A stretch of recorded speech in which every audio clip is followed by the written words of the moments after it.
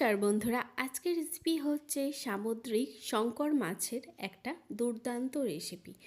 বাজারে দেখুন একটা বড় শঙ্কর মাছ, সেটা কেটে ধুই ভালো করে ছাল ছাড়িয়ে কিন্তু পরিষ্কার করেই আনা হয়েছিল। যেহেতু অনেক বড় শঙ্কর মাছ আমি তো কাটতেই পারবো না, তাই জন্য বাজার থেকে কেটে পিস করে ছাল ছাড়িয়ে কিন্তু আনা হয়েছিল। দেখুন এইভাবে কিন্তু শঙ্কর মাছগুলো টুকরো করে নেওয়া হচ্ছে। একটু ম্যারিনেশন করে নেব, একটু নুন, একটু হলুদ গুঁড়ো আর একটু লঙ্কা গুঁড়ো দিয়ে ভালো করে হাতের সাহায্যে মাখিয়ে নেব।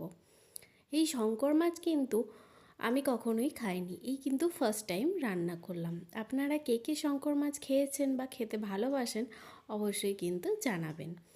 কড়াইতে তেল দিয়ে দিলাম, তেলটা এবার গরম হয়ে এলে আমরা কিন্তু অল্প একটু নুন দিয়ে দেব, যাতে শঙ্কর মাছগুলো যখন ভাজবো তখন না ছিটকায় বা না ফাটে।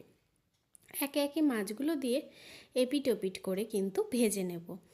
আমার রেসিপি যদি আপনাদের ভালো লেগে থাকে অবশ্যই চ্যানেলটিকে শেয়ার, সাবস্ক্রাইব এবং লাইক করবেন, আর ছোট্ট কমেন্টের মাধ্যমে জানাবেন যে আমার রান্নাগুলো আপনাদের কেমন লাগছে। শঙ্কর মাছ কিন্তু এদিক ওদিক করে আমরা ভেজে তুলে নিচ্ছি। দেখুন অনেকটাই কিন্তু তেল আমাদের রয়ে গিয়েছে, তেল আমরা তুলে নিলাম। বাকি তেলটাতে ফোড়ন দিয়ে দিলাম গোটা গরম মশলা, শুকনো লঙ্কা আর গোটা জিরে, আর দুটো বড় সাইজের পেঁয়াজ কেটে আমরা কিন্তু দিয়ে দিলাম। কিছুক্ষণ ভালো করে নাড়াচাড়া করে নিতে হবে। তারপর দিয়ে দেব পরিমাণ মতো নুন, যাতে পেঁয়াজগুলো খুব সহজে কিন্তু নরম হয়ে যায়। দিয়ে আবার ভালো করে খুব সুন্দর করে নাড়াচাড়া করব। শঙ্কর মাছ কিন্তু খেতে খারাপ লাগেনি, ভালোই লেগেছে। আপনারা একবার হলেও এইভাবে ট্রাই করে দেখবেন, শঙ্কর মাছের এই রেসিপিটা ভালোই লাগবে খেতে, কথা দিচ্ছি। দেখুন কিছুক্ষণ ঢাকা দিয়ে রান্না করার পর পেঁয়াজগুলো অনেকটা নরম হয়ে গেছে। আদা, রসুন আর কাঁচা লঙ্কা বাটা আমরা দিয়ে দিলাম পেঁয়াজের মধ্যে। কিছুক্ষণ ভালো করে নাড়াচাড়া করে নিলাম। এবার পরিমাণ মতন হলুদ, কাশ্মীরি লঙ্কা গুঁড়ো দিয়ে দিলাম, দিয়ে আবার ভালো করে মিশিয়ে নিলাম নাড়াচাড়া করে।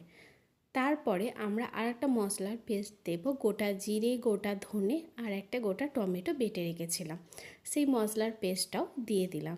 দিয়ে ভালো করে একটু নাড়াচাড়া করে নিলাম। তারপরে আমরা বাটি ধোয়া জলটাও মশলার দিয়ে দিলাম পেস্টের মধ্যে, দিয়ে কিছুক্ষণ আমরা মশলাটা রান্না হতে দেব, ওই 5-10 মিনিট মতন। 5-10 মিনিট পর দেখুন জলটা অনেকটা শুকিয়ে গেছে। আমরা কিন্তু সিদ্ধ করে রেখেছিলাম হলুদ দিয়ে আলুগুলো, সেই সিদ্ধ আলুও কিন্তু দিয়ে দিলাম। ভালো করে কিছুক্ষণ নাড়াচাড়া করে নিলাম। এরপরে কিন্তু অল্প একটু ঈষৎ উষ্ণ গরম জল কিন্তু অ্যাড করে দিলাম এই রান্নার মধ্যে, দিয়ে কিছুক্ষণ নাড়িয়ে চাড়িয়ে আমরা ভেজে রাখা শঙ্কর মাছগুলোও কিন্তু দিয়ে দিলাম, যাতে গ্রেভির সাথে মাছগুলো ভালো করে মিশে যায়, বা গ্রেভির যে একটা স্বাদ হয়েছে সেই স্বাদটা যাতে ব্যালেন্স থাকে, তার জন্য অল্প একটু চিনিও দিয়ে দিলাম, আর অল্প একটু হিং দিলাম, যাতে রান্নাটা আরও টেস্টি হয়। আর সানরাইজের গরম মশলাটাও অল্প একটু দিয়ে দিলাম। ভালো করে নাড়িয়ে চাড়িয়ে কিন্তু আমাদের রেডি হয়ে যাবে শঙ্কর মাছের এই রেসিপিটি। গরম ভাতে কিন্তু দুর্দান্ত খেতে লাগে, একবার হলেও ট্রাই করে দেখবেন। যারা ভাবছেন যে ভালো নয় খেতে, তারা কিন্তু হাত চেটেপুটে কিন্তু খাবেন, কথা দিচ্ছি। একবার হলেও ট্রাই করবেন, আর বন্ধুদের সাথে বেশি বেশি করে শেয়ার করবেন আমার এই রেসিপিটি, তাহলে কিন্তু তারাও এই রেসিপিটি শিখতে পারবে। আমার রেসিপিটি দেখার জন্য আপনাদের অসংখ্য ধন্যবাদ।